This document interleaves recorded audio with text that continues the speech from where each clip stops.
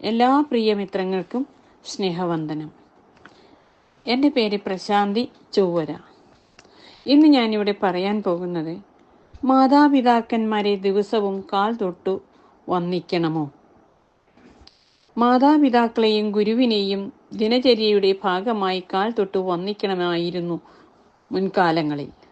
മാതാപിതാക്കൾക്കോ ഗുരുവിനോ ഒരു വിടർന്ന ചിരി പോലും സമ്മാനിക്കാത്ത പുത്തൻ തലമുറയ്ക്ക് ഇതൊരു പഴഞ്ചൻ ഏർപ്പാടായി തോന്നുന്നതിൽ അത്ഭുതമില്ല.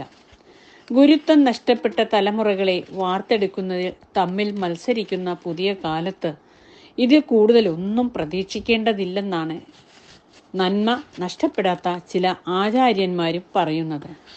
ബഹുമാനം പ്രകടിപ്പിക്കുന്ന 4 ആചാരങ്ങളാണ് നിലവിലുള്ളത്. അതിൽ ആദ്യത്തേത് നമസ്തേ എന്ന് പറയുകയാണ്. രണ്ടാമത്തേതാകട്ടെ മുതിർന്നവരെ കണ്ടാൽ എഴുന്നേൽക്കുകയാണ്. മൂന്നാമത്തേതാകട്ടെ കാൽ തൊട്ട് വന്ദിക്കലാണ്. അവസാനം സാഷ്ടാംഗ നമസ്കാരവും. ദിവസവും കാലത്ത് മുതിർന്നവരുടെ കാൽ തൊട്ട് വന്ദിക്കുക. ആ വഴി നമുക്ക് വിശ്വാസ പ്രമാണങ്ങളുടെ രീതി അനുസരിച്ച് ലഭ്യമാകുന്നത് അവരുടെ അനുഗ്രഹമാണ്. അതായത് അവർ നമുക്ക് വേണ്ടി ചെയ്ത സേവനത്തെ അനുസ്മരിക്കലാണ് കാൽ തൊട്ട് വന്ദിക്കലിലൂടെ നാം നിർവഹിച്ചത്. പകരം അവരുടെ അനുഗ്രഹത്തെയും നാം അതിലൂടെ ലഭ്യമായി കഴിഞ്ഞുവെന്ന് സാരം. എന്നാൽ യോഗാഭ്യാസത്തെ മികച്ച ഒരു വ്യായാമമായി കണ്ടുവരുന്ന ആധുനിക സങ്കല്പങ്ങളിലെ പ്രധാനപ്പെട്ട ഒരു രീതിയാണ് കാൽ തൊട്ട് വന്ദിക്കുക, സാഷ്ടാംഗ പ്രണാമം ചെയ്യുക എന്നിവ. അങ്ങനെ മികച്ച വ്യായാമ രീതിയായും ഇതിനെ കാണുന്നതിൽ തെറ്റില്ല. മാതാപിതാക്കളെ വന്ദിക്കുക വഴി കുടുംബത്തിൽ ഏകതാബോധം വളരുമെന്ന് ആചാര്യന്മാർ വിധി എഴുതിയിട്ടുണ്ട്. സ്നേഹബന്ധവും ഊട്ടിയുറപ്പിക്കപ്പെടുന്നു. ഇതോടെ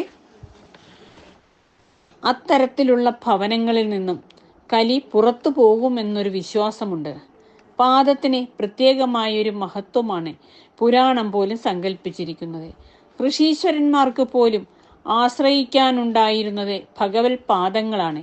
എപ്പോഴും മാത്രമല്ല, ഹൈന്ദവ ധർമ്മത്തിലെ വർണ്ണവ്യവസ്ഥ പരിശോധിച്ചാൽ സേവാകർമ്മം ചെയ്തു വരുന്ന ശൂദ്രനാകട്ടെ ഭഗവാന്റെ പാദത്തിൽ നിന്നുമാണ് പിറന്നിരിക്കുന്നത്.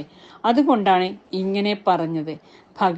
ഭാഗവതം അവസാനിക്കുന്നതും പ്രണാമോ ദുഃഖശമനം തം നമാമി ഹരിം പരം. എല്ലാവർക്കും ഇഷ്ടമായല്ലോ?